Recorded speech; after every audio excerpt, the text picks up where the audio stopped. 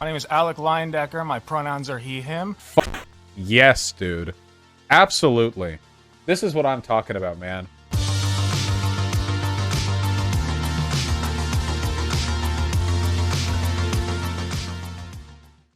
So, as many of you know already, I recently had a quite big boost in popularity. We got a big boost. And the reason is, I went to the Board of Education meeting in Ohio, and I spoke there. I stood up on the big boy stand, and I did my big boy speech. And I got noticed by a lot of big boys and girls and indies. I got 100,000 views on TikTok from the speech. I got quite a few views on Twitter from it. And even Vaunch, the boy Vaush himself, the Kharkiv kid finder and horse fighter, looked at it. It's pretty interesting. So I'm not going to react to him looking at my speech, but what I am going to do is I'm just going to look at the first part because it's fun, and then I'm going to look at the last part because he brings up a good point. When I heard that they were doing this, by the way, I was sitting in my car because I sit in there with ADHD like an idiot waiting for nothing. Somebody messaged me and I'm like, oh my God. And I rushed over to my apartment. I'm like, wait, I'm here. Wait, I'm here. I'm the boy. I'm the big special boy at the moment. So let's take a look. Ohio Board of Education yesterday. People, My name is Alec Leindecker. My pronouns are he, him.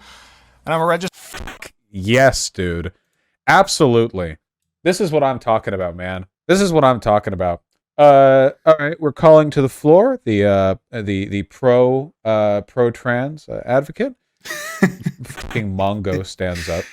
Yeah. Hell yeah. That was hilarious to me, by the way. Okay, if you've not seen my speech yet and you would like to watch it, it is available on my YouTube channel. I got a lot of lovely comments in the chat here, but I'm not going to rehash the whole speech, all right? Because Vosh just kind of sits through it. So I'm going to skip to the end where he makes another funny comment and then actually says some real shit. Child who is faced with the daily hardship of being forced into the closet, please stay strong. As a cis man, I have no right to ask this of you, but know that I am here for you. I am proud of you. And no amount of physical strength on my body could ever compare to the emotional strength it takes for you to simply make it to the next day. I, along with millions of others, are fighting for your right to exist. Fighter, you're being escorted off. Fight. Throw something. Yeah. Throw the room. Throw the whole room. Throw the whole fucking room. You care about the safety of all children. Thank you. We did have a 3-minute time limit, by the way. I've literally seen some horrific shit said about Charlotte McGuire. Please don't do that. Not cool. She was enforcing a time limit. I don't know her politics. I don't know which way she leans on the issue. Please, for the love of God, focus your attention on Brendan Shea and people who are supporting this policy. Do not give any ire to Charlotte, at least for this thing that she was doing, which is quite literally her job. Thank you. Launch. Our next speaker is Amy. Thank you for your passion. Oh, okay. Well, that's nice. Yeah, I feel like that was a good bit in there. The idea that, one of the best arguments you could make for, the position that trans people are in, the precarious position, is the fact that they'll get excited if they see, a cool guy support them. You know what I mean? If there's just some guy online who's yeah, I'm a conservative or whatever, and there's a picture of them and they look cool or interesting in some way, nobody cares. But if there's a cool guy who's yeah, protect trans people or whatever, then the online trans community loses its shit because they're in a position where even something like that is really meaningful, you know? Yes, first of all, he did call me cool. That's very important. But even more importantly than that, he made a great point here, and this is what I was trying to get at in my speech. My speech was really heartfelt. It was from the bottom of my soul. I did believe that. I believed every word of it. But I think at the core of it, it really speaks to where we're at right now, where it's you can just say oh yeah, trans rights. You can just say that as a cis dude, right? And people will lose their shit. The trans community goes crazy for that, And they go crazy for it because they just don't see that. That's not normal for them. It's not a normal occurrence. So they see me, a normal guy, like I said in the speech, I'm a bit larger, who says trans rights. I say the trans rights. I am a big boy and I say the trans rights. And that's just amazing for people. What do you mean normal guy? An average dude. I'm in the majority. Most people are cis. Okay, so they see me like an average dude. Yeah, I look like a normie. Thank you, Guitar Rocker. So, weaponized privilege. Let's talk about it. So, what do I mean by that? I like the term weaponized privilege because we talk about in a kind of a libcuck sense, is checker privilege, sweaty. In leftist spaces, we talk about privilege, and we do. It is a real thing that exists, right? So, I have cis privilege, I have white privilege, I have male privilege, I have able privilege, right? Able-bodied privilege,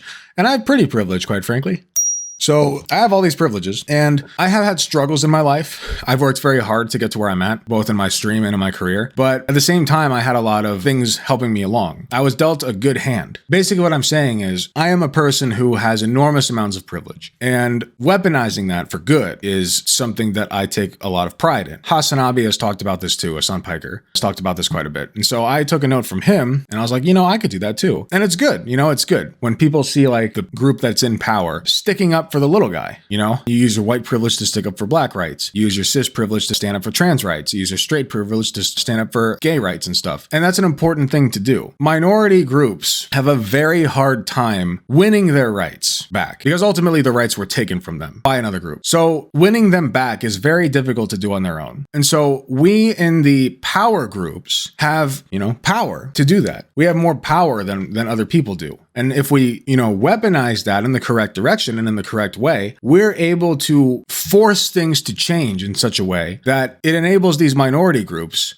to live better lives ultimately. We're progressing toward a more equitable future for all these groups, right? There were a lot of white allies in the civil rights march, and that was good. If it were all just black people, there wouldn't have been nearly as many of them, and they wouldn't have been nearly as powerful because being white in that time, and even still today, carries with it a lot of power and privilege. So that's why it's so important for allies to get involved with this stuff. So minorities need white people to get equality, how helpless they are? No, that's not my fucking point. My point is that it's more difficult when you don't have allies from the power groups.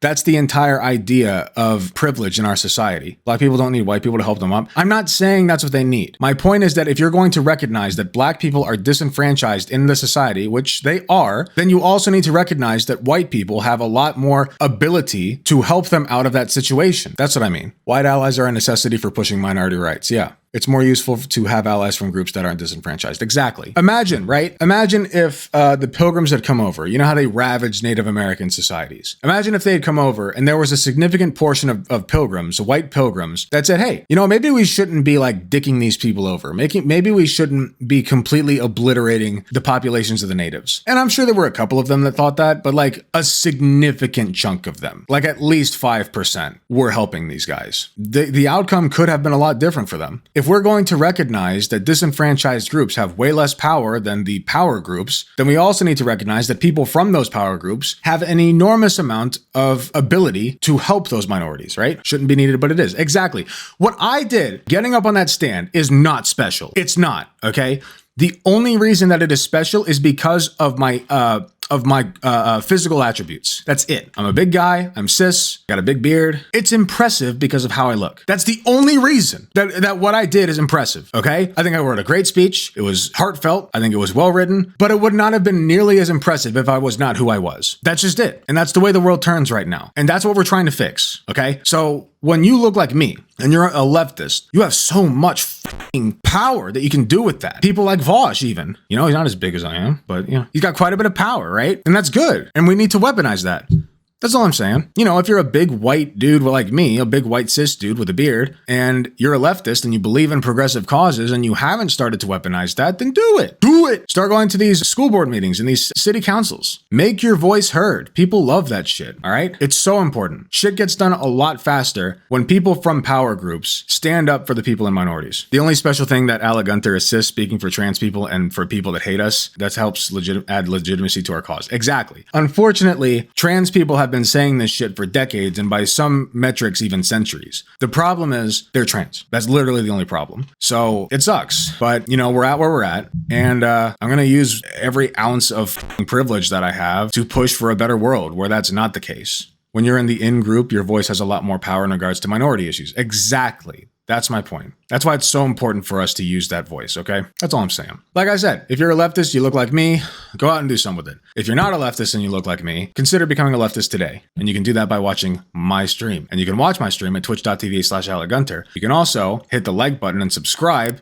and you can see my videos from my stream. That's adequate as well. Although I would love to see you in our chat over here. If you don't quite agree with me on this stuff, if you're conservative and you're wondering like, what the fuck is this guy doing? Like, why would he do any of this? Because people have like called me a grifter before. I've even been clocked as trans because I stand up for trans rights. If you wonder why I do this, just like come ask me, I used to be a conservative too. That was part of my speech. So if you're trying to figure out like why I left the right or you know, why I look like I do and why I do what I do. First of all, attention is awesome. You will be almost universally praised by the trans community for simply looking like I do and saying trans rights. It's just a fact. But second of all, I do believe in a better world. I believe a better world is possible. And I believe in a more equitable world where people like me don't have the amount of power that we do just by virtue of the way that we look. That's not fair. You know, use it for good. Use it to make the world a better place. And subscribe to my YouTube channel and give me money. You can do that by going to Twitch. I also have a Patreon, although I haven't been really pushing that hard yet. I might shut it down for now. I don't know yet, but we'll see. Also leave a comment with your thoughts. I would really appreciate it. Anyway, I'm going to end this video. Thank you so much for watching, and I'll see you in the next one.